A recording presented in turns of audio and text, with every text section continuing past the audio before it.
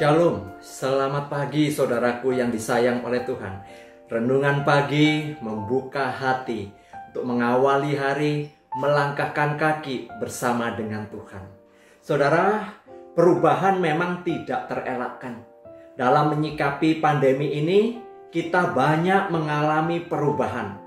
Ibadah dilakukan secara online, meeting atau pertemuan-pertemuan banyak dilakukan secara virtual.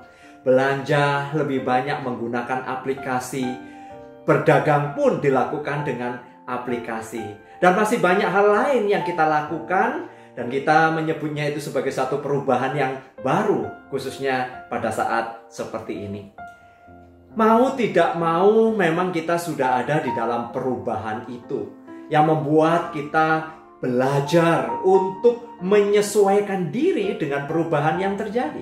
Sementara itu, banyak hal yang terjadi di sekitar kita yang dapat membuat kita merasa tidak nyaman, merasa takut, cemas, bahkan timbul kekhawatiran tersendiri. Dengan kondisi seperti ini tentu saja membuat hati dan pikiran kita menjadi bimbang serta bisa kehilangan pengharapan. Sampai hari ini mungkin Anda terus bergumul dengan masalah yang sedang Anda hadapi. Mungkin Anda sudah merasa lelah untuk berdoa dan berharap. Mungkin Anda sudah pasrah, tidak tahu apa yang harus dilakukan, dan membuat Anda tidak lagi bersemangat di dalam menjalani hari-hari Anda. Mungkin juga Anda mulai bosan sebab perubahan ini tidak membuat Anda seperti dulu lagi. Bisnis mulai sepi dan cenderung menurun.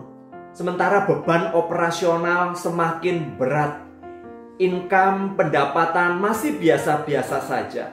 Sementara mau berupaya, berusaha yang baru juga tidak tahu apa yang harus dilakukan. Bagaimana memulainya? Sebuah kondisi yang mungkin tidak pernah kita bayangkan sebelumnya. Dan hari ini kita ada dalam situasi seperti ini. Kita mengalaminya, termenung dan menyerah.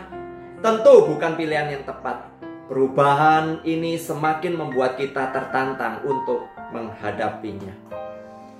Tentu saja bukan karena kita bisa, bukan karena kekuatan kita, bukan karena pengalaman hebat kita atau faktor keberuntungan. Namun kita bisa karena dimungkinkan oleh Allah yang mampu melakukan segala sesuatu. Allah tidak berubah, segala kuasa ada di tangannya. Allah tetap pegang kendali dalam kehendak dan kedaulatannya.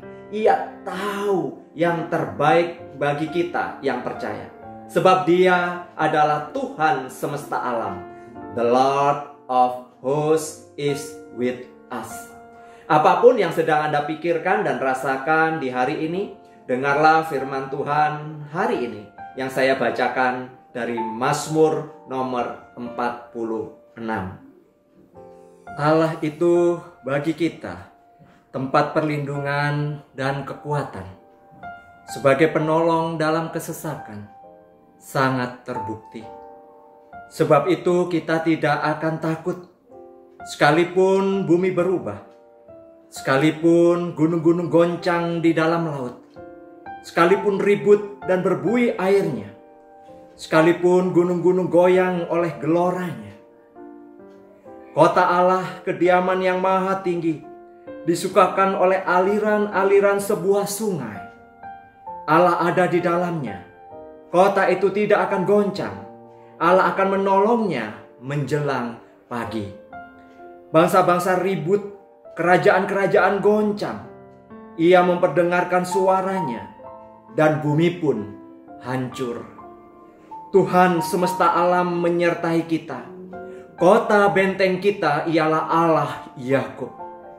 Pergilah, pandanglah pekerjaan Tuhan yang mengadakan pemusnahan di bumi, yang menghentikan peperangan sampai ke ujung bumi, yang mematahkan busur panah, menumpulkan tombak, membakar kereta-kereta perang dengan api.